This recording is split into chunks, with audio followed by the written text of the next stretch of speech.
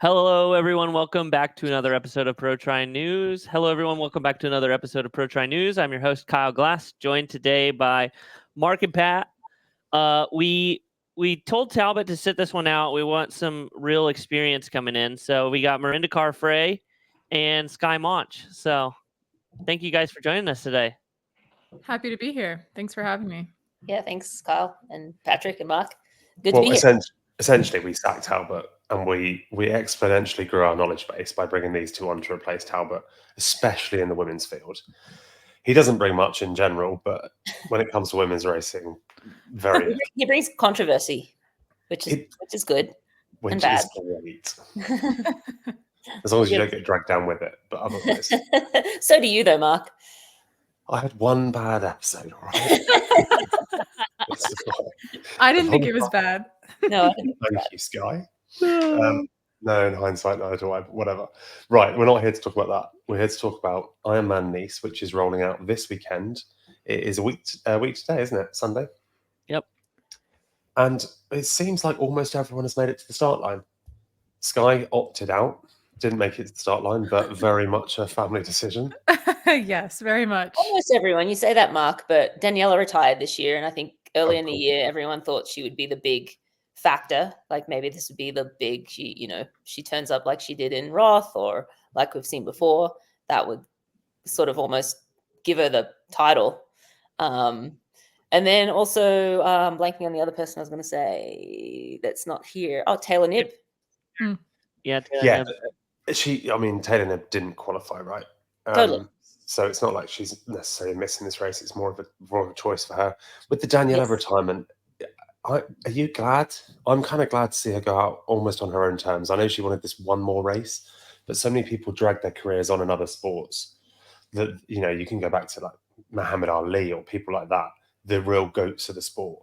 She's kind of still gone out at the very top, right? I think so. Absolutely. I mean, her Roth performance last year was unbelievable. And that was not that long ago. I mean, it feels like a lifetime ago in triathlon years, but she didn't really perform in the T100, but I feel like by the time the T100 came around, she was just like burnt out, not as hungry anymore. And chatting with her after Kona last year, she'd kind of moved to that stage where I've won so much and done so much. It's hard to have the killer instinct like she used to. Is it just me, or does she just seem too happy for that now?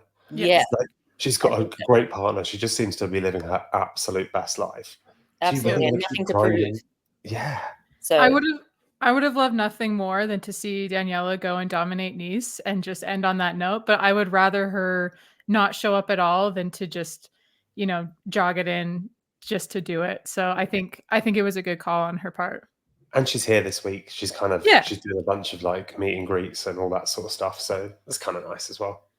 Yeah, I think I don't know if it's public, but they're doing a little honor, like in the welcome dinner, they'll honor her, which is kind of nice. Definitely deserved it. She deserves it, yes. Yeah, if anyone does, it's her. With 10 world titles to her name. That'll do it. Yeah. So who have we got, Carl? Yes. We got a lot of names. There are, I believe, is it 42 women? Is that all we've got starting? I've got 52 on my start list, but 52. A couple of them have pulled out since then. I have 3 out, so 49 on the list that I was given. God, we brought you on this show. Lisa Norden's out, right? Okay, that's another one. So 48. Yeah. So Still. Lisa Norden's been scratched. Daniela, Svenja Toes had a pretty gnarly accident, and then a couple others. So we can take it from the top. Yeah, hit our Big 10. Hit the big sort of names we're going to hit at the start, and then we'll bring in some people we think will do better when we go to Ironman race. Barclay, Kat Matthews, Laura Phillip, Ann Hogg. I would say India Lee, given she kind of made a name for herself this year, winning a couple big races. Chelsea Sodaro, 2022 Ironman World Champion in Kona. Jackie Herring coming back to the Ironman distance, won at Ironman Hamburg earlier this year. Els Visser, who's raced every race under the sun this year. And then Ann Reichman, Danielle Lewis would probably be our Big 10 that I would say. Fenella Language, she'll certainly be featuring heavily in the race, won't she? Certainly in the swim and the bike. I think Alice Alberts has a shot of making that 10 as well. But we're getting to picks now. Going further down, you've got interest with the series in mind as well for Ironman. You've got Maya Stage Nielsen, who's still featuring pretty highly in that series list as well. And then you've also got the home girl as well. Marjolaine Pierre is racing too on kind of home turf, which is nice for her. So, like, the big thing that's happened in the last calendar year, obviously Lucy Charles Barclay won the Ironman World title in Kona last year. Since then, there's been 20 full distance Ironman races and only a handful of women that have won multiple Ironmans. Kat Matthews is one. If we're going to include challenge races, you say Reagan Holyoke from Australia, and also Anne Hogg winning both an Ironman and Challenge Roth this year. And both were pretty impressive on Anne Hogg. I mean, the Ironman, the full distance record at Roth, which is the only place you can break that record, but it was utterly, completely ridiculous. And her Ironman Lanzarote was kind of obscene for a complete nothing race. And what did she run there again? A 2:48. Right. Off a horrendous bike course. Have you ever ridden in Lanza, Skye? No, but I've just heard, and you can just look at the bike times and know that it's hard. It's utterly horrendous, and it's so windy. And then she bangs out to it, but for no reason. She won by 45 minutes. For no reason. She couldn't go any slower. You just can't slow down. At some point too, you just want to be done, right? So she's just like, I gotta get this thing over with. With Anne, she could have, well, for all we know, she was just banking that in zone 2. Job done. Yes. I mean, the way she then went on to run in Roth, it might not have been that far off a zone 2 run for her. Crazy. So 20 Ironman races since then. It is interesting how few multiple Ironman. I mean, the likes of Lucy Charles was never going to do this. Her only Ironman was to validate for this race specifically. She came and did it on the course, spent a lot of time here. It's 10K short of the bike, and the run was just over a K shorter than this run will be. So it's not reflective on time necessarily, but it was a solid performance still. Yeah. I think it still would have been one of her best run splits, even if it wasn't short. Yeah, I worked at that. Yeah, it would be. You just extrapolated the time. It was still a PB run by several minutes. So clearly a really solid performance, and actually a really good bike performance. People question whether Lucy Charles can ride technically. It's not that bad here. People say it's really technical. It is, but it's not horrendous. And she certainly can. I mean, all these women are actually good cyclists. I think we talk about it like when we say can't ride a bike, it's a ridiculous thing to say. Right, it's ridiculous. They're all professional riders. Let's before we kind of dive into it, let's talk about this year. I think it being of the split, it's the first time that the women are doing the race in Nice. I think, the men last year there was a lot of question marks around how the course and the dynamic of the course will change the race, and I don't think that we really thought that the podium was that much different, whether the race happened in Nice or whether the race happened in Kona. I think we saw, okay, that probably could have been the podium in Kona just as easily. Do we think that will be the same thing with the women racing in Nice, with the women racing, again, I think maybe the biggest thing for me that we saw last year was the timing, right? So we thought, okay, who got that extra month to train and who used it effectively? And who wishes that they had 5 more weeks to train, right? And to me, that's probably the bigger discrepancy here compared to the location. It's the timing of the race. And so, I mean, Rinny, Skye, do you guys, do you agree? What do you think?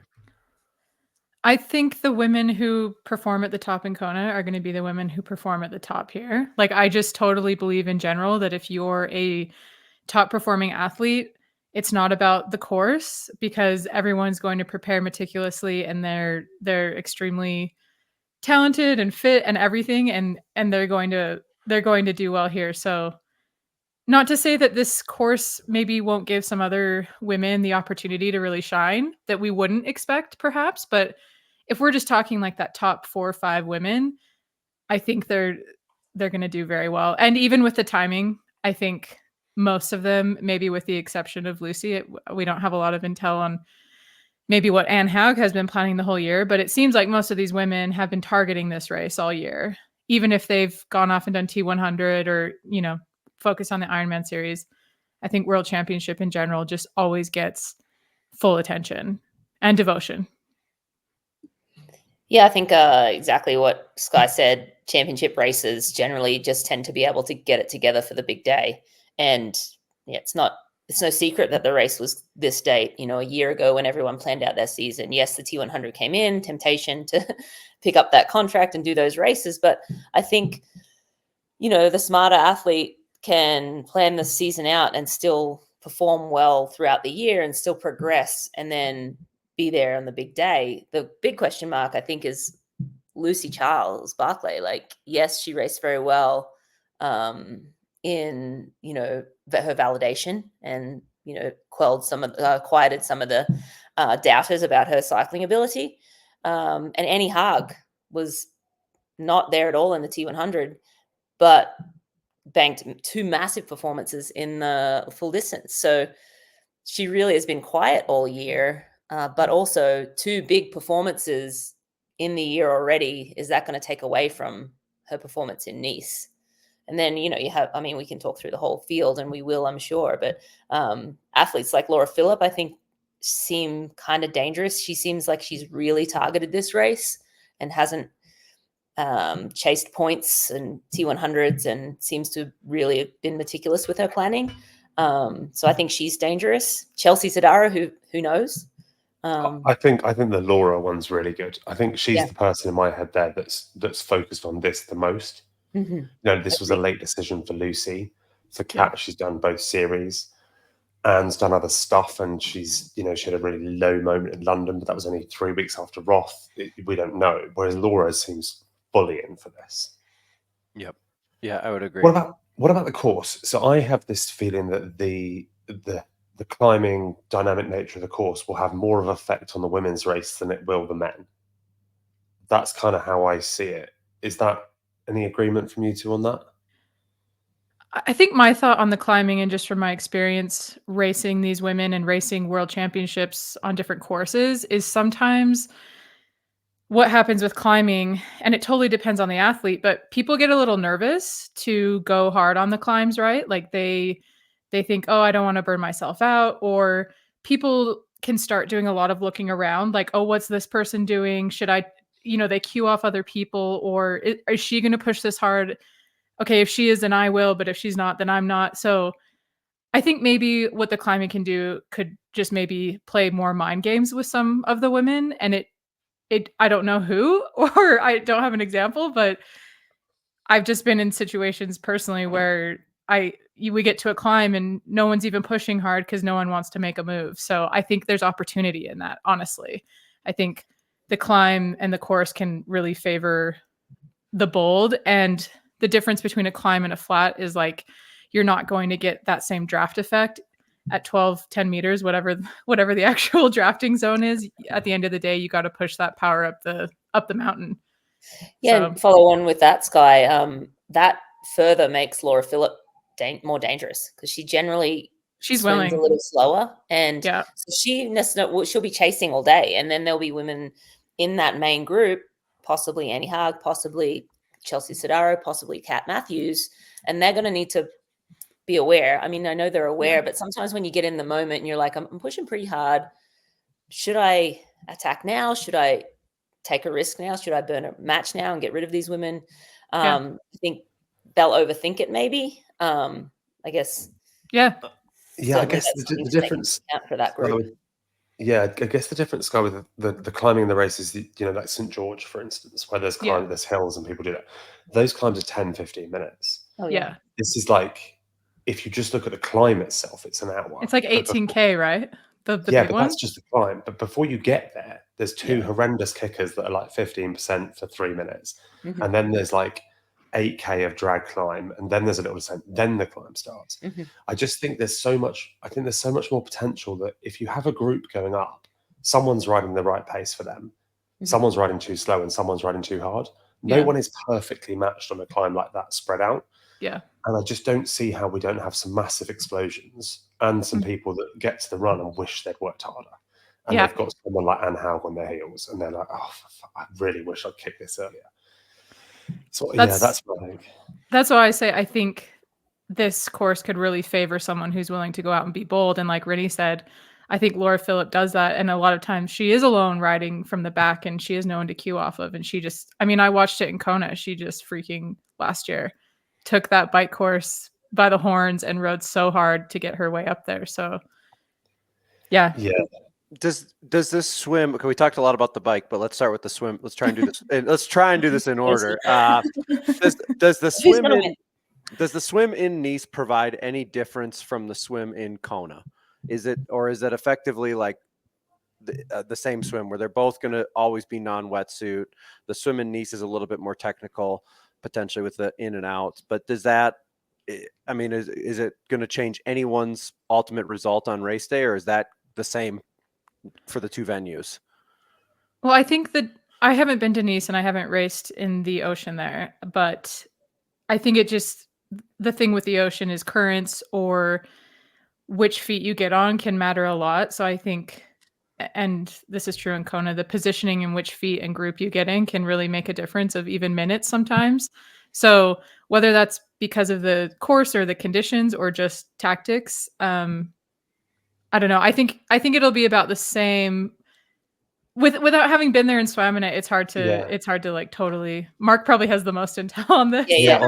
I would say that it has the potential here to be much more currents and much choppier. Yeah. Okay. But you go out some mornings and it's a mill pond. So it will be very much weather dependent. It won't be rough though. It won't be like South Africa can be, or one of these races where it can be waves rolling in. It will be just choppy at worst. Yeah. If I'm going to say this, it feels floatier. The water tastes saltier. It feels floatier. I could just be fatter than when I last swam in Kona. No chance. No chance. That's a very realistic possibility. But we've all said it does feel weirdly fast here. But no, I think it's 50-50. It could just be a glass mill pond, Skye, and in which case it's just like Kona. Right. So I think you're right. It's very much weather dependent, basically. Okay, and then we talked about the bike quite a bit. What everyone said about last year's race was that they loved the run. Will everyone love the run again on Sunday? Obviously, the people that run fast will. But talk to us about the difference of the lapped course versus the out and back that we experience at Kona. I mean, personally, for me as a competitor and racer, I love lapped run courses. You get more spectators, you get more visibility on your competitors, and it looks like it's fairly flat over there in Nice and along the promenade, right? So the ocean's there. Yeah, I mean, honestly, it looks incredible. And I guess maybe some of the runners who really strive off at more what we would call a strength course or something maybe would wish for a bit more hills, but I think that's where, like Mark said, some people might get off the bike and wish they would have pushed harder. So it's not that flat runs are easy. Every marathon is hard, but I think knowing that you don't have to go climb up any super long, strenuous hills on the run is something to consider when you're out doing those climbs. So I see no reason not to love that run. I think I would really enjoy it. So I think also the weather, it's going to be like high is like 70. Oh, wow. Well, Perfect. 24 degrees Celsius, whatever that is. Yeah. So it's like it looks like perfect conditions for. It could even be overcast as well. Yeah. So they're going to, I think there's going to be some really fast run splits banked. Yeah. And to go back to, the athletes that like long versus short, I think a multi-lap course might help the athlete that's struggling a little bit more because they're seeing their people more. Like if, in Kona, you go out in the Queen K, you don't see anyone, you're alone. And it's very easy to get negative and, you don't see anyone to cue you or bring you back to the moment. It can be tough for some athletes, but I mean, I loved it all because I was a runner. So that was like, okay, now it's my turn to play. But I think it might help some athletes that maybe are, suffering a a little more. It certainly makes it a lot easier for the people watching on the day, right? Yeah. Where we get to, we don't get to see. Well, I suppose what's unique, and this happens at Kona as well, but I mean, you are by yourself for the bike ride because it's a 180K loop. And But so even more so, Pat, because you can get your spectators out to the turn before Harvey. You might even get someone up in Harvey. It's Yep. really hard to get any splits here. And I mean, from the minute you leave town, you've got to have a supporter on a moped or that already is up the mountain. Like there'll be athletes. A lot of them won't have a single time split. I kind of like do you that. know do you know if they'll because in years past they've had like a leader bike in World Championships. They'll get the front split, and then that's not good for Lucy, but it's good for everyone else to see the splits throughout the race. I don't know if that's happening. There is a point, Miranda, where they have a out and back. So once they come onto the plateau, so they do basically, it goes 10K out, and then there's a couple of short climbs, and it's sort of like 45 minutes to an hour before the base of the climb. You climb, and then you're essentially on a plateau for a long time. You descend for like 10 minutes, climb for 20 minutes again. Everyone misses that middle climb. It's a really good 20 minutes solid. It's more than anything we've had. It's more than any climb in St. George. Is the climb that no one talks about that's on the top. But before they get to that, they do an out and back, and it's 10K out, 10K back. So they will see each other. Even Lucy can't get 20K ahead by that point. I say that, I really hope that. So that's the only time they'll get a clock on each other as they pass there. And I presume everyone looks at their time, counts themselves to the turnaround, and they get their time split. That's all they'll get, I reckon. I heard a fun one from the men's. Some cheeky fuckers had, when they knew they weren't be on camera, so the likes of Lucy can't do this, Laura probably can't do this, Kat can't do this, and in the men's race, Sam couldn't do it, Magnus couldn't do it, but some of them had people on the top of the climb with personal bottles, so they didn't have to lug it up, and they knew there'd be nowhere off camera, and they were giving aid out on the men's race. Some of the Ironman's got to put a top secret official dressed like a farmer out pulling weeds. Ballsy. And that's really ballsy. I got that. I'll give him credit. I got that from Jack Kelly, and I won't name names, but yeah. Oh yeah, we're not supposed to mention his name on our podcast, Mark. Oh, that's a positive name. That's a knowledge check. That's fine. All right. It's he's citing his reference. What I was going to say though is for the run pat, actually the last hour of the bike is pretty soft pedaling. You've got a lot of descending. It's pretty power descending. You have to ride it. But it's the last hour is there's a 10K flat run in, and before that there's 45 minutes descending. So you do have a chance to get some nutrition on, freshen up a little bit. So I do think though it's a really hard bike, it can lend itself to a really fast run split. Let's get into defending or returning champions. So you have Anne Hogg, Chelsea Sodaro, and Lucy Charles Barclay. Of those three, if you guys had to pick one, who do you think has the most chance to win? I mean, the issue is when we're going to get into picks later, but I wrote some names down myself, and two of the three that you just mentioned, I've got giant question marks next to, which is Anne Hogg and Lucy. I mean, yeah, here's the difference, right? I mean, I suppose, the last dominant performance we saw from Lucy was Kona last year, where she just completely took the race start to finish, no questions asked. Anne Hogg, obviously we talked about Lanzarote, we talked about Challenge Roth, spectacular. But the rest of the season, for her standards, has been quite, I would say, underwhelming.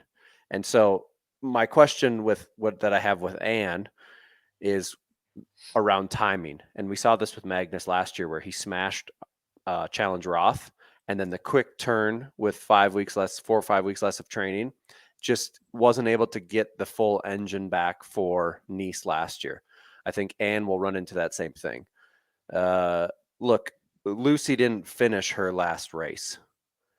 It's tough to not finish your last race because presumably you had some sort of injury, and either the injury gets better or it doesn't, but your confidence is going to be dented massively. And you don't have she doesn't have a performance to stand on this year to say, like, damn it, this is where I got some confidence from. Like, I'm ready to go. And so that's a big question, I think. And I'll throw Chelsea Sodaro in that same pool. Like, she had an amazing Kona in 2022, but that was the last time I truly believe that we saw that level of dominance from. And she switched coaches and she switched bike partners within the last 3 months. Weeks. Yeah, definitely that level of dominance. And moved. moved from Nevada to Colorado. Yeah, but I think that's helped her. It seems like she's way happier. I have not spoken to Chelsea, but from the outside, it seems like she's much happier in Boulder. Who wouldn't be, right, Rennie? It's hard Chopping to her, chopping her No, brother, carrots what and is stuff like great. that. So okay, but I want to talk about. You're let's making me talk- change my picks, by the way, Patrick. Well, that's what those we're were supposed- good points. we're Those were supposed to good do. points. Pat, which of those three for you two ladies? So if you've Sorry, got to pick. yep. So who of the three defending champs will perform best? Now we're not talking overall picks. We're comparing to those three. It's hard though. Because It's Anne Haug all day. I was going to say, I have and Annie too. yeah, But she's so consistent. I go back and forth, with Lucy and Annie. Annie's Yeah, just same. so strong all day. And Lucy's just as I said, didn't finish her last race. Bit of a question mark on her. She won't be as dominant on the bike, right? I don't think, with this course. and also, But I eat no words. yeah, and I'm really glad she's phoned out because I was hearing all sorts of rumors that she was injured and all this sort of stuff, and she's been very, very quiet on Lucy? social media. Yeah, Yeah. and then she's put things out like taking a leap of faith, which suggests to me it's not quite right, but I'm going to give it a go, which makes me happy because at least it shows she is healthy enough to be here and giving it a go. So, I think anyone that likes the sport admires what Lucy does and is glad to see that she's healthy. The thing about Anne is, when you don't know what performance Anne has, when is that ever not normal? Yeah. Anne posts on social media about once a year. And that's when I swear that's when a sponsor's about to fire her and they're like, you really need to do one post. It's like, fine, I will do one post. Well, and there's never anything like, it's usually just very surface level. And this Anne's great. She does her social media the way she needs to, but we don't get a lot of insight from Anne. How much would you love to live like that, Skye? Oh, I would love it. Yeah. Yeah. I would. Yeah. I need to win a world title, I guess. And then but also she just lives such a simple life. She has a small house in the west coast of Lanzarote. Yeah. Has no real requirement. She doesn't seem. I don't even know if she has a car. She doesn't care. She just loves triathlon. So the rest is irrelevant. It's amazing. Yeah. Okay, I'm convinced then Anne is my pick for the three returning champs, Of at the least. three returning Of the champs. three So returning contrary champs. to what I just said before we move on, I'm going Lucy. Because she terrifies me. When she gets it right, she's unbelievable. Totally. Yeah. Well, I had Lucy in my top three and not Annie. So I don't know. Right, we'll give away our top three. Lucy Charles Barclay has had two wickedly amazing performances. One, that 70.3 World Championship in St. George, and maybe then the best 70.3 ever.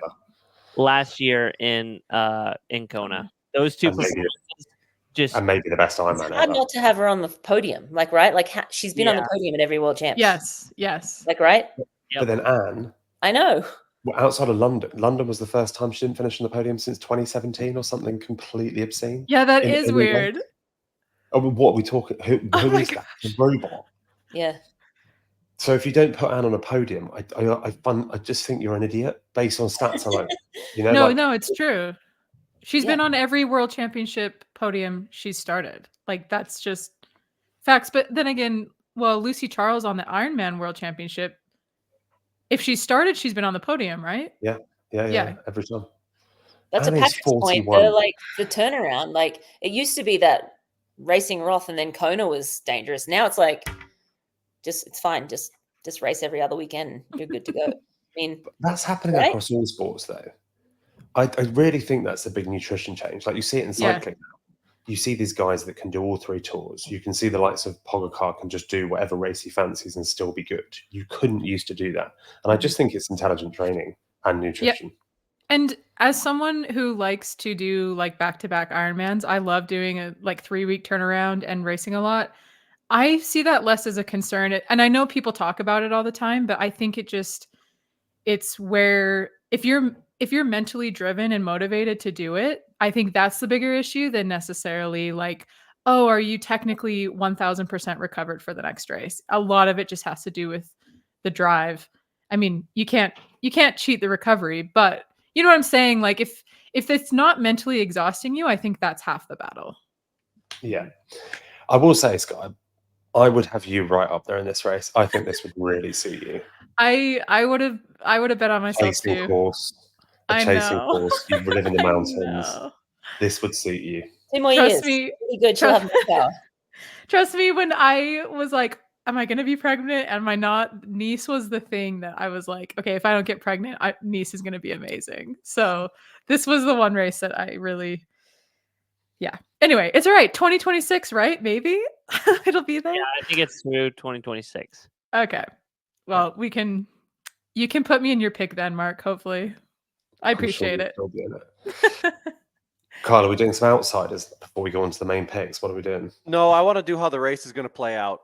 How's the race going to play out? And then let's move into some picks. So, Mark, walk us through. Oh, why me? Well, sorry, Rinny, you're normally on. because I'm the only one that knows. But we have two Rinny people and that Skye. I mean, Yeah, sorry, Rinny. I'm sorry. Are you doing the broadcast from live from Nice, or are you going to be doing it from Boulder? Or what's your plan? No, I'll be in Nice. I won't be like the live show. I'll be on the ground with Matt later, so I'll be giving like the insights throughout the race. So yeah, I head out tomorrow. But in terms of how it'll play out, obviously Lucy. But how many do you think she has company this year? There's a lot of Lauren Brandon, Rachel Zelinska. I know, but then sometimes she just leaves them all behind still. I think she just leaves them all behind. Yeah. I agree. I think it's like 4 packs this year now. Yeah. So then there's a strong, like that second pack that, is the women you just mentioned, Mark. And then there's like the main group with like, Herring, Cat, who else? Like Language would be in the second pack. So I think it's going to be more split. So I'm going Lucy Charles, and then there's the Uber swimmers like Rachel, Lauren, maybe some others. Can Hannah Berry make that? Possibly. A couple of others. And then I think there's like Fenella probably made. Yes, and maybe Fenella, Lottie Wilms. And then I think the pack behind, because then where does Indy Lee fit in that? She'd like to make that. Yeah.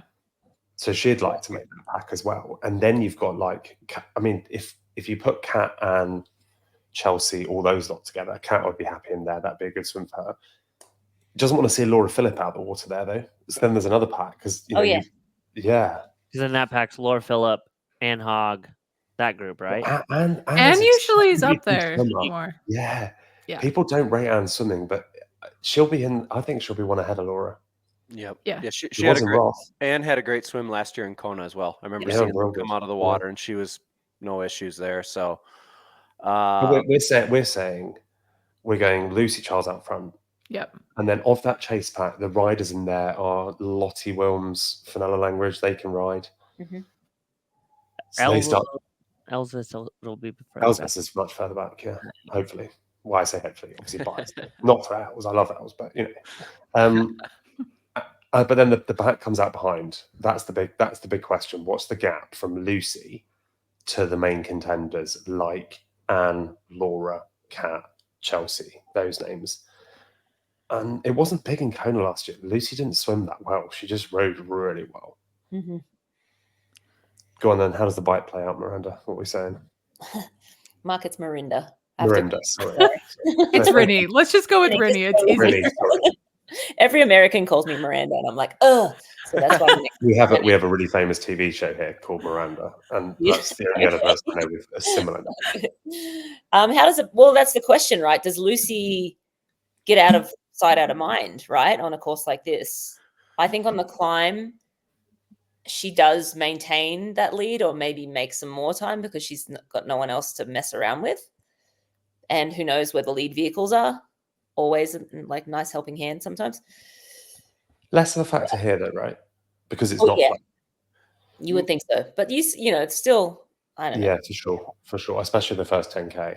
It's still company. Like the mental stimulus of it is part of it, I think, as well. Mark, are there any spots on either of these, the main climbs, or even if it's this 20-minute one, is there ever an opportunity to really see, like you could see 4 or 5 minutes up the hill? But that's within 10 minutes of finishing the main climb. So you're then like an hour 45 into the race, if not more. Okay. There's a big valley switchback. That's when you can probably see 5+ minutes ahead. Oh, wow. Okay. But you can't gauge that, right? Unless you actually really switched on and you clock it, and then Yeah, of course. Lucy won't be able to because she won't know when she should have started her time by. But the Mhm. ones behind might be able to have a good Catch a indicator. glimpse. Yeah. Yeah. Yep. So Lucy's out front. Yeah, and then I think we have some solid riders in that second pack. But I think the contenders then they're the big question, right? Like, is Annie out with Chelsea and Kat and Jackie Herring? Are they all riding together? Where's Els Visser? She's super strong on the bike in the hills. She'll climb real hard. And she'll climb really well. Will she bring some women with her? Hard to know. And then I think then the question, and India Lee as well, big question mark. I mean, how does she do on this course in this race and in a field, like this? We know she has the ability to race very well, but in a championship race, we don't know yet. I would back Indy to certainly be there up the climbs. Yeah. She'll swim really well. And of those good swimmers that aren't Lucy Charles, I think she's the best rider. Mm-hmm. So I could see it. I could see it trickling away to being Lucy being chased by Indy, mm-hmm. and the pack catching the rest of those good swimmers on the climb. Mm-hmm. And I think by the time we get to the top of the climb, it might be something like that: Lucy, Indy, and then the Laura Phillip Cat group all kind of merged. Mm-hmm. Mark, I have a question. Yeah. Because I was thinking about this when I thought I'd be racing. Bike related, what kind of gearing are the women using? I feel like we never talk about this with the women, but we care about it too. Like what do you think the typical ratio? Everyone on a 2x? Like what everyone I think everyone will be 2x. Yeah. Even the SRAM riders. Just because I think you'll lose it out on the big gears coming down the hill if you're going to a small enough front ring to make it work. I don't know why you wouldn't go 2x. Yeah. There might be some that are riding 1x SRAM. The Shimano riders and stuff will probably ride, I imagine, 54 and a 40 inside, or a 56 would be better in my opinion. 56 40, and then they'll probably ride the larger available cassette, the 1134, and you're done with that 34 gear probably by the time you get over the 2 steep hills. But lots of people might choose to use a smaller inside ring and get around it. But essentially, you need a good range on this course, is what I'm saying. Yeah. Mm-hmm. It won't. They're not doing Magnus like the women's power. It becomes more power to weight for the women than the men because they're moving relatively slower. Yeah. And they can't do a Magnus riding a 58 1 by whatever he rode. He's an absolute lunatic. I wouldn't have got up it. I honestly couldn't get up it. I don't know how that's humanly possible. Yeah. And I guarantee you're not seeing any women doing that. I think, not that anyone cares, but like I think that sounds right to me. I personally I think it's risky to go to a race without a 56. If you're a strong rider, it's like you need that big of a big chain ring just to ride the downhills or the flats as hard as you want to and in a nice chain alignment and all that. So I think going with a 56, obviously a 2x, but and then it's really nice that we can get those big cassettes in the back. I mean, SRAM, you can even go up to as much as a 1036 on the cassette in the back if you wanted. So forget you're a SRAM rider, aren't you? Yeah, I am. So am I. Proud SRAM rider. Yeah. Yeah. Never had issues, by the way, Mark. No, every time you hate on them, I'm like, he doesn't know what he's talking about. Yeah.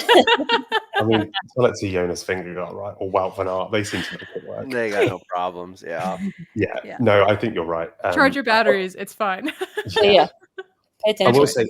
I will say, like, you're not getting many points where you're hitting max pedaling speed because you get a corner coming. So it's not like a big American Ascent or some of the German ones where you're just running out the speed.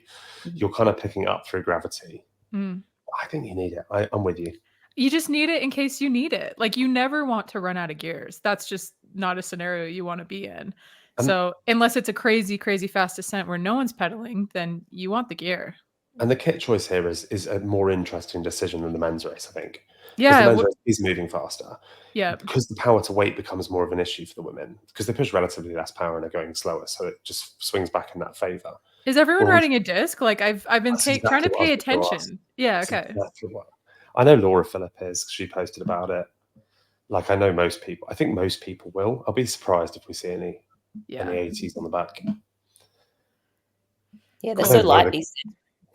Yeah, exactly. You know, they're well under a kilo now, so you're talking a couple of 100 grams. It's not like it used to be. Yeah. One of the British girls that qualified, Rosie Wild, she'll be on an 80 back, but that's because she just doesn't own a disc and doesn't have a sponsor. Yeah. So you just make it work, right? Yeah. Yeah. Okay. Right. Anyway, cool. Skye, what are your thoughts on the bike? How it will play out? Yeah, I mean, I think when people say, will she bring any given rider, will they bring anyone with them? I think it's hard to bring people with you on the climb because, like, if you can't hang, you just can't hang, or if you're not willing to hang, honestly. So I think we will see some really bold, aggressive bike splits from some of the women, some of the really strong riders, and some of them will be able to run well off of it and maybe some of them won't. But I think you have to, I don't want to say gamble, but it's almost like you do have to gamble on the course. You've got to ride it hard. You can't lose time because the women at the front, it's really hard to gain time on the very front of the race, in my opinion. Everyone's just getting so good. So yeah, if I were riding it, I would not be afraid to push those climbs hard. Just go out there. I have a feeling, and is it fair to think or say that we will see someone earn a podium through the performance that they do on the bike course? Yeah, or get close. Like we'll see somebody that's going to really surprise us, and it's going to have earned out on the bike course where we see them on the tracker all of a sudden just really making progress and like leapfrogging through, and then they're. It's just Laura Philipp. But Laura Philipp also has the run to back it up. Because that's the thing is, like, you can make a lot of headway on the bike, but with the way some of these women can run, you also have to be able to run at a minimum like low 250s, I think. If you want to hold your position at all. Yeah. Yeah. I mean, obviously they have to still have a solid subsequent run performance. Yeah. Like they've got to do that. But I just think when we get into picks, there's somebody I'm thinking about that's going to be on the podium that will have earned it on the bike that I don't know who that is yet, but I think next week we'll all be talking and being like, wow, she just throw out some names who because I see Laura Philipp as I see her as a thoroughbred. Like she can do all three really. Like she's not actually a bad swimmer, and she's a very good runner. She's just a very good cyclist. Els is a relatively poor swimmer. She's a good runner, but she's not that 250 realm. I could see her really chomping this bike and giving herself a top 5. Yeah. I don't know that a podium, like I said, I don't know that it's going to be a podium, but I do think someone is going to get themselves a very good result based on being very gutsy on the bike. And it works that way. Like you can be very gutsy on the bike and get yourself in a really good position, even if you pay for it a bit on the run, or even if you don't have the run to back it up. I think it always pays. I mean, I love to go hard on the bike, so I think it always pays to just give it on the bike. But I do agree. Someone I think will surprise us based on a bike performance. And then we get off the bike. We're saying Lucy Charles might still have a lead. We think there's probably some people that have cut themselves away from the rest, like Laura Philipp. A few of those. Yeah. Maybe Anne's there. Maybe Kat's there. Indy might still be there. Els Visser might have ridden up. Yeah. And then it's a running race. Has Lucy got enough gap? Is what is the question we wonder here. Because she's gonna she can run. I mean, Lucy, if she's actually might be running really well. She might just be playing a clever game here. Yeah. She might run a low 250, but she still needs 6-7 minutes on Anne Haug. She needs 5 on Laura Philipp.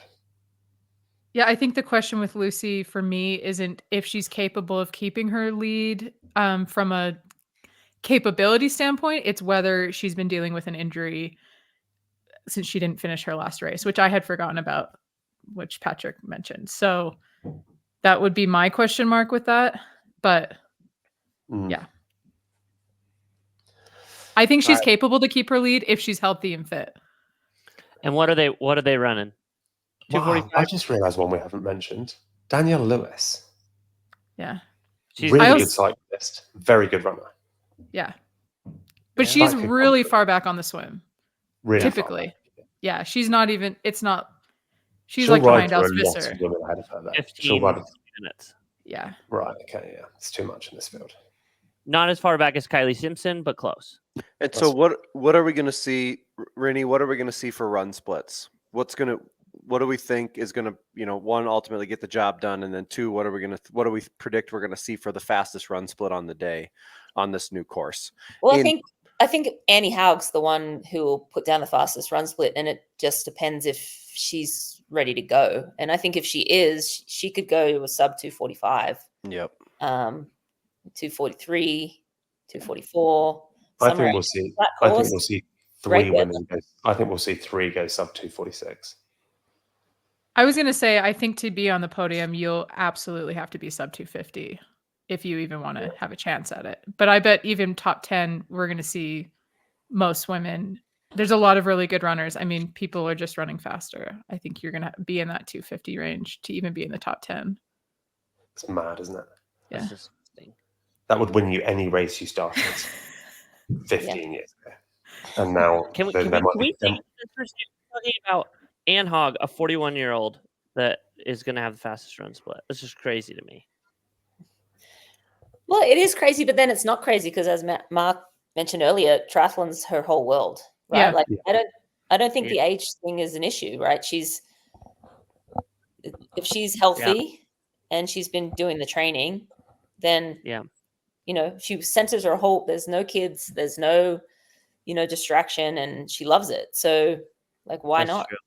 Yeah, she has a great team. Everyone is not old, I think if we're talking, if she's 45, then maybe we're having this conversation. But I feel like she's only gotten faster in the run in the last year, so there's no reason to believe that she wouldn't do the same in a week. Yep. All right, let's get into some picks. That's what we're here for. I need a second. Let's get some picks up. Can we do some surprises as well? As in, do some who we think will outperform the general external perception. Whether people think they'll come 40th and you think they'll come 15th. Are there any names that spring to mind? So we're gonna go 1, 2, 3 surprise. Is that what we're saying? But you can justify your surprise. I'm not saying we can have this is like they will perform to a standard that people don't expect. It's not like I think they'll make top 3. You don't get because always people just give 4 picks. They just pick the top 4 and go, I told you they'd surprise. It doesn't count. All right. I'll go first then. How about that? And then everybody can be crossing stuff out or re-editing based on what I say. So this is like a true course. It's not a bonus pick. This is my right. This is Okay. The surprise is All right. I got Laura Phillip in 3rd. And then I am terrified that the person that's going to surprise us most on the bike is Annie Haug. And she's going to come off the bike within 90 seconds of who's ever comes off the bike first. And I think then it's her. She'll just get to jog it in and do great. So it breaks my heart. I've got Kat in 2nd because I'm terrified of what Annie's going to do on the bike. And then I got Annie winning. So that's my podium pick. My surprise that I'm going to say is I will say that I think Chelsea Sodaro is going to do better than everyone thinks she's going to do. I think that the changes that she's made in her life are going to have a positive impact on Sunday's performance. Sorry. So to be clear, I've got Laura Phillip 3rd, Kat Matthews 2nd, and Haug 1st. I don't like that. I don't like those picks, but that's what I've got a feeling about. I'm proud of you, Pat. I mean, you're a homer, and so I'm proud of you for picking someone else for the win. Well, I'm flying all the way to Nice because I am a homer. I'm going to be cheering Kat on like crazy, but I think, I've seen Anne train. I mean, this is 10 years ago now, but I mean, she's really, really good at climbing. And I think she weighs like 40 kilos. She should be. So I think that's going to have some sort of, she's going to have something to say about it. Yeah. I will say the last time Kat raced her on a climb, it was Lanzarote 70.3 and Kat shit all over her. But fine, Pat, you're dead to me anyway. Let's move on. Cancel your flight. That's like, I have no idea where I'm sleeping. Mark's like, you can't stay here. Who's next? You want to go next, Mark, or you want me to go next? I'll go next. We'll leave the experts to go last. Yeah, I'll go next. I'm going to go Cat for the win. I think if it's going to happen, it's this one. I'm going to go Laura Phillips second. I think she's an all-round brilliant athlete. I think it could be a run battle, and I like the odds, having seen that happen recently. When they've both ran head-to-head, it's gone well.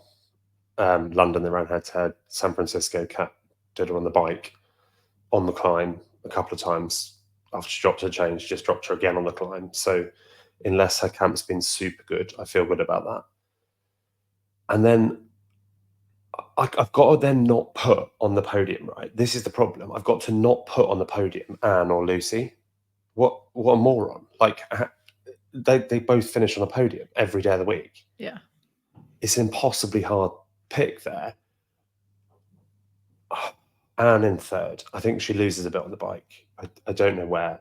And I'm only not putting Lucy on the podium because how quiet she's been and how London went. I could equally, this will be like, well, none of us picked Daniela right after win St. George. Like, absolute fucking morons.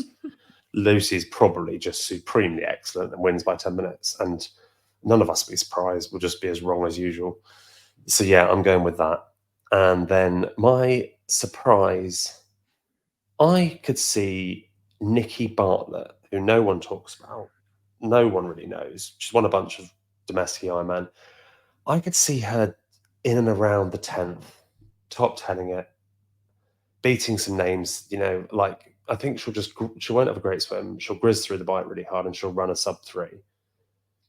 I'm going to go with that as an odd name just to watch out for.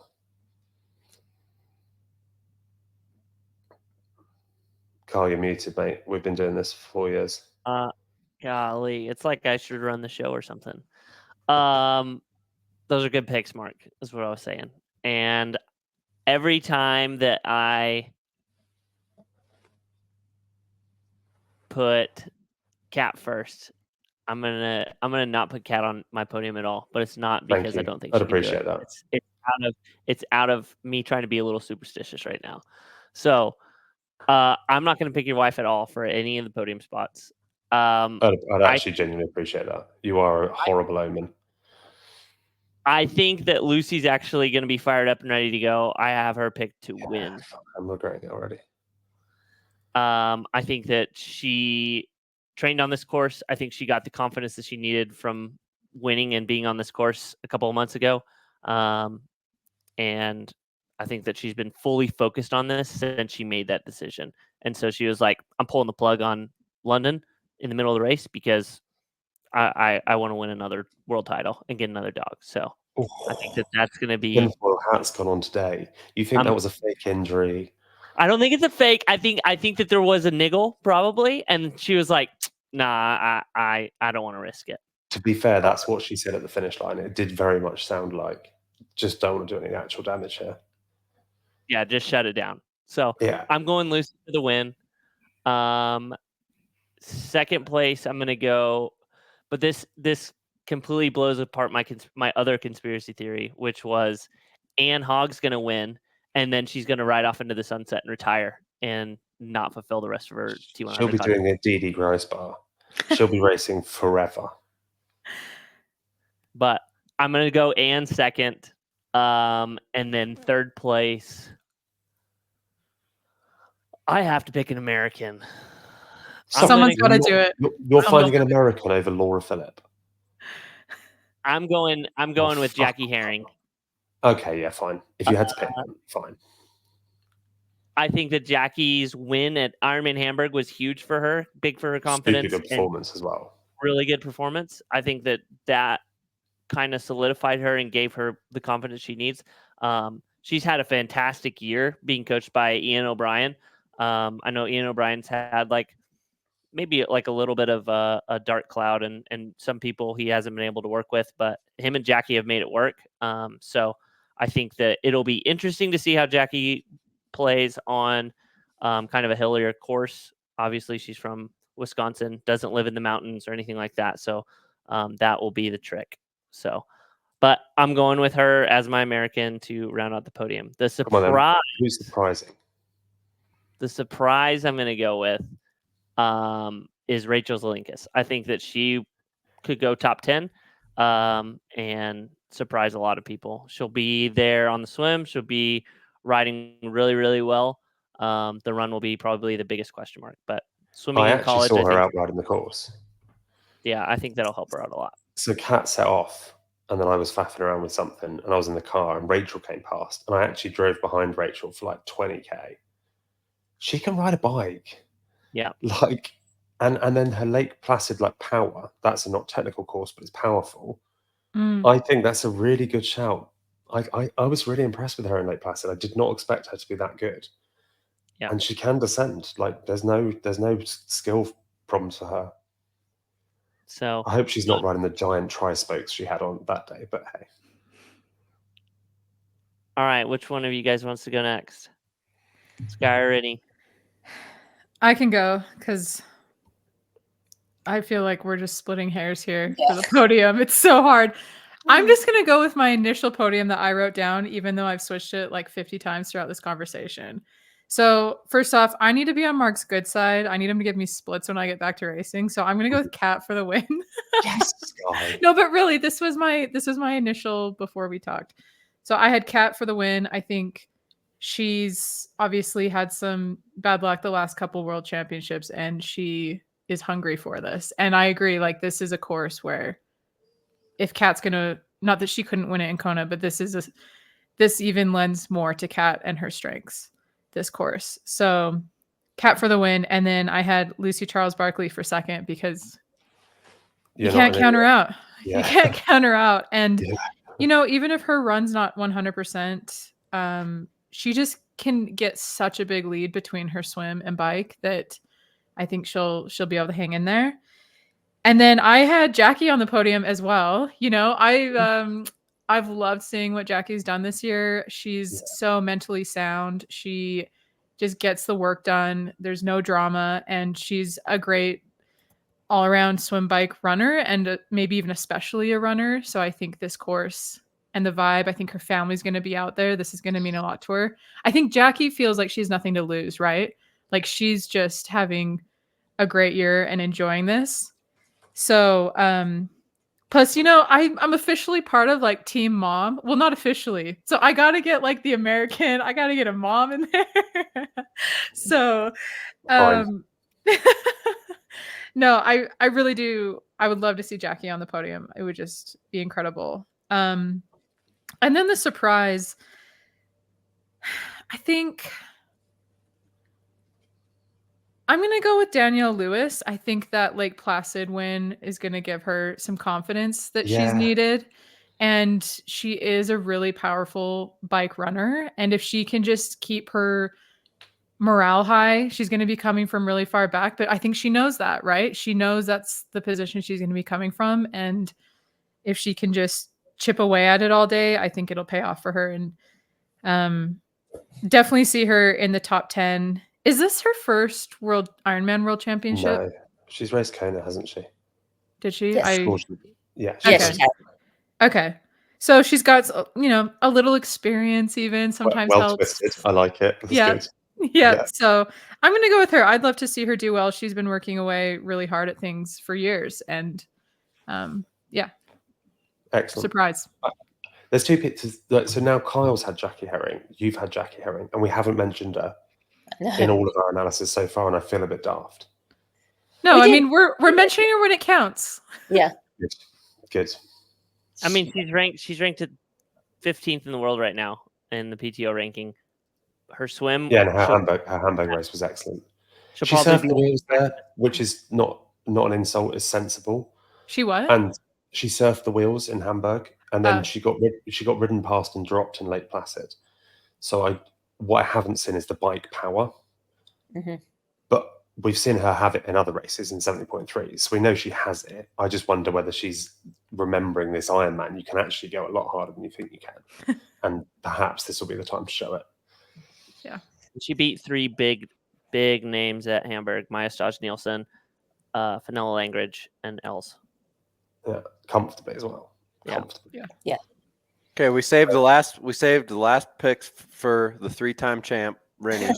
So If new anyone form. knows, So This take us home with what we're gonna see on Sunday. I'm picking Laura for the win, Laura Phillip, just because I feel like she's planned her whole year around this. So I just think she's just super dangerous. And yes, she'll be behind in the swim and she'll have to be in front of Annie off the bike, but I think she can do that. And then I'm really struggling with, like, I have to leave Lucy or Annie off because I have Kat in my top 3, but I don't know who to put in It's impossible. in third, right? Like, I think I'm going to put, I actually was asked last week and I said Laura, I think I said Kat, and then I said Lucy because of Lucy's DNF in London, but that's leaving Annie Haag off. So I'm just going to stick with that. I said it last week. And yeah, I don't have Kat for the win because, and hopefully she doesn't listen to this because I don't want to put any doubt. I'd love to see her win, nothing more, but she's been racing a lot and had to chase, like didn't get that finish and then had to turn around and then went and did San Francisco. So that just makes me nervous for her. But Mark, you'd know better than I do how her prep has been, and you guys are super smart with all your nutrition and everything. So if she's good to go on race day, then she'll be tough to beat. But right we now, had pizza and beer for dinner, really. So maybe That's not perfect. that smart. Yeah. no, that's good. Like race week, she's relaxed. That's good.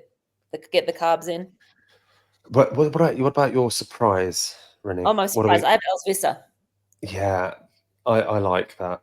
Mhm. Kat was saying in Victoria, she was just climbing so hard.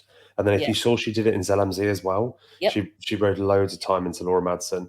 Yep. She just grinds a big gear, pushes huge power. I think she'll rocket the climb. Whether that blows her legs off or not, we'll find out. Yeah, But I wouldn't be surprised if she has the fastest climb. She's definitely a very, very strong climber. We were training together leading into Kona 2019 here at my house, and I don't get dropped on climbs, and she dropped me. Like she's got a good power to weight ratio as well, I think. So it's very good. Well, I think that's the show. Do we know what's the averages there? Oh, we've got lots of different. Wow, we've got 5 different winners. Laura, Kat, Lucy, Anne, Kat. We've got 2 Cats, but I was always going to say that. So, and then second, we're saying the big 4 for sure is Kat, Laura, Anne, Lucy. No one's got Chelsea. Is it just the lack of form we've seen? For me, it's not the lack of form. It's more just that we don't know what Chelsea we're going to get. So it's hard. Yeah. Lack of consistency. Yes, exactly. I would love to see her do well. She obviously has all the capability in the world to do extremely well. But yeah. Mm-hmm. Interesting. Well, it's going to be a good week. The build-up is here already. I thought Ironman would be diluted in a city this big. You wouldn't see the bloody logos everywhere. Everywhere you go, you see Ironman shirts already, and it's a week out. There's a practice swim on Wednesday. I was like, no, I'm not doing it. Kat was bullying me into this practice swim. It turns out it's only 1.9k, so I may shake out my speedos for 1.9k. That's on Wednesday, and then obviously all the press stuff starts come Friday. The race is Sunday morning. It'll be televised. You're commentating, Rennie. Who have you got in the hot seats with you? So I'm just on course with Matt Lieto, but I think Didi and Michael will be in studio, so they'll be, running point. And then I'm sure Welshie will be on course as well, like doing his interviews and stuff throughout the day. Well, I was going to add, I think one thing that maybe would be of interest to listeners is what it's like from a pro perspective on championship race week. Like, I think where we're at right now, 1 week out, everything's still pretty chill. You're doing training, you're not too nervous. When you get to like Thursday, Friday, and the media commitments, and Monday, you're down to like one day, then I got to check my bike. Like the nerves really start to pick up, and I think that's when you can really start to get vibe checks on people of like where they're at, where their head's at, and a lot of that plays into how race day goes. So yeah, it's interesting. Mark, well, I guess Rinny, you'll be there too. Patrick, I don't know when you get there, but Friday. It's always fun chatting to the photographers and videographers. oh, I especially bet. you get them over a beer, and they'll always tell you ex-athlete won't even reply to text. They won't give you any time. Yeah. When they do, they're rude, they're stressed. And Yeah. Y athlete just loves it, doesn't care, and having Yeah. a good time. And Well, it's like amazing how often. someone's always sick. Someone's Exactly. sick. Someone's going to drop out before the race. Yeah. Hot take. Yeah. Right. Should have ordered some That's it, snacks Mark. before they got there. Thank you guys for joining. This was the Ironman World Championship preview show for Nice. Obviously, we're going to do a post show. This is obviously the biggest race of the year, with a new world champion being crowned. Be sure to tune in. We will also be having a podcast come out here later on in the week. So 2 pods coming at you this week. Be sure to listen to both of them. The next one is very informative. We got to chat with Scott Deroux leading into his first world title as CEO, and a lot of good nuggets in there. So, and before you wrap out, if you want more details on the athletes racing, some specifics, go check out a lad called that does Triathlon Insights. He's a British lad. He's a super nerd, also a lovely bloke. He's doing a 7-part YouTube series on this, and his knowledge is excellent. His stats knowledge is excellent. That's Triathlon Insights. Yep. You've got me watching those, Mark. So thanks for the shout out. Yeah, you're welcome. They're good. Yeah, Sam He does is a great good, isn't job. he? We'll link it. We'll link it in our description for our pod. So be sure to watch his YouTube videos, and then also be sure to listen in for Rinny's boots on the ground in Kona. Or sorry, And a huge thank you to Skye and Rinny for coming on today. We really appreciate that with the input that you guys had. So thank you. It's been fun. Thanks, you guys. Thank you. Cheers. Thank you all. We'll see ya.